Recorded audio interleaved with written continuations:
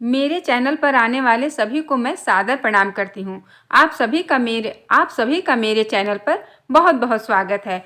आज मैं आप सभी को भाई दूज की एक कहानी सुनाने जा रही हूँ, जिस कहानी के बाद से ही भाई दूज की प्रचलन, भाई दूज की प्रथा, भाई दूज त्योहार मनाने की प्रथा की शुरुआत हुई थी। भाई दूज कार्तिक मास शुक्ल पक्ष द्वितीया तिथि के दिन हर साल मनाया जाता है। इस दिन सारी बहनें अपने भाई के माथे पर टीका करती हैं और सुपारी, चना, मिठाई, खीर, पूड़ी उन्हें खिला करके उनको अपना प्यार जाहिर करती हैं, उनका सम्मान करती हैं।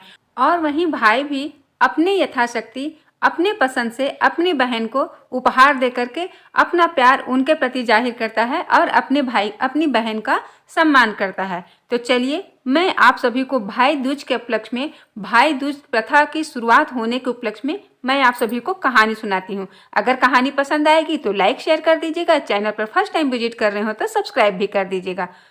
भगवान सूर्य नारायण देवी संज्ञा के 2 संतानें थीं, एक पुत्र एक पुत्री। पुत्र का नाम था यमराज, पुत्री की नाम थी यमुना। मगर एक समय ऐसा आया जब संज्ञा यानी सूर्यदेव की पत्नी संज्ञा को सूर्यदेव की तेज सहन न कर सकी और वो उत्तरी ध्रुव में जा करके रहने लगी। उत्तरी ध्रुव में छाया बन करके रहने लगी, यानी सूर्यदेव से वो अलग होकर के उत्तरी ध्रुव में जाकर छाया बन करके रहने लगी, जिसके कारण ताप्ती नदी और शनिदेव का जन्म हुआ।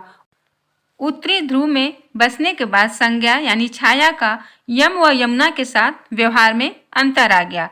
इससे व्यथित यानी दुखी होकर के यम ने अपनी नगरी यमपुरी बसाई। वहीं यमुना अपने भाई को यमपुरी के पापियों को दंड देते देखकर दुखी होती थी, इसलिए वो गोलोक में निवास करने चली गईं। लेकिन यम और यमुना दोनों भाई बहन एक दूसरे को बहुत प्यार करते थे। इसी तरह दिन बीतने लगा। फिर अचानक एक दिन यम को अपनी बहन यमुना की याद आई।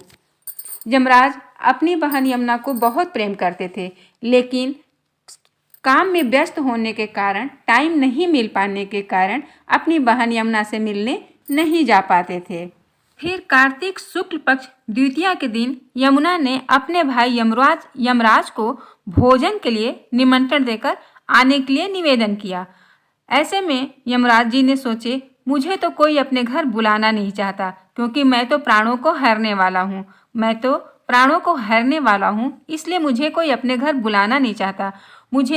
मेरी बहन जिस सद्भावना से मुझे अपने घर बुला रही है, उसका पालन करना मेरा धर्म है।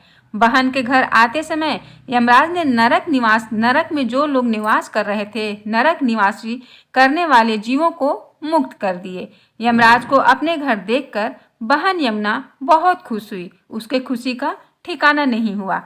यमुना ने स्नान करके भाई दूज की पूजा की, स्वादिष्ट व्यंजन बनाए और अपने भाई को प्रेम पूर्वक, आदर पूर्वक, सत्कार पूर्वक भोजन कराया।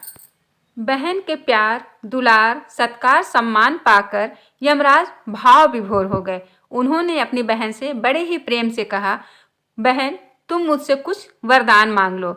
बहन बोली, हे भद्रे, आप प्रतिवर्ष इसी दिन मेरे घर आया करो और मुझसे टीका करवाया करो, और मेरी तरह जो भी बहनें अपने भाई को आज के दिन कार्तिक मास शुक्ल पक्ष के द्वितीया के दिन अपने भाई को टीका करे, मिठाई खिलाए, उनकी आप प्राणों की रक्षा करना। उन भाई बहन को आपका भय न सताए, वो हमेशा खुश रहें। यमराज ने तथास्तु कहकर अपनी बहन को वस्त्र आभूषण भेंट देकर यमपुरी को लौट गए। तभी से कार्तिक मास शुक्ल पक्ष द्वितीया तिथि के दिन हर साल भाई दूज यानी भैया दूज का त्योहार मनाया जाता है। दरअसल यमराज के वर के अनुसार जो व्यक्ति यमुना नदी में स्नान करके यम का पूजन करेगा, मृत्यु के पश्चात उसे यमलोक में नहीं जाना पड़ेगा।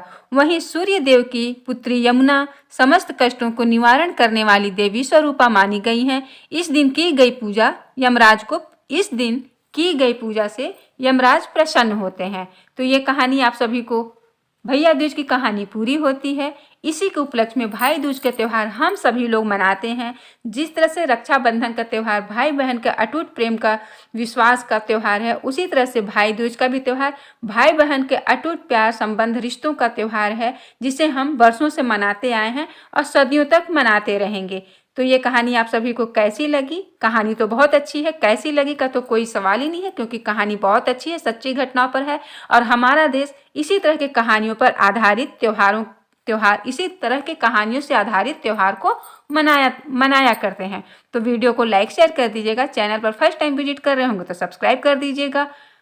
आप सभी को भाई दूज की बहुत बहुत शुभकामनाएं। मिलती हूँ नेक्स्ट वीडियो में एक अच्छी सी कहानी के साथ।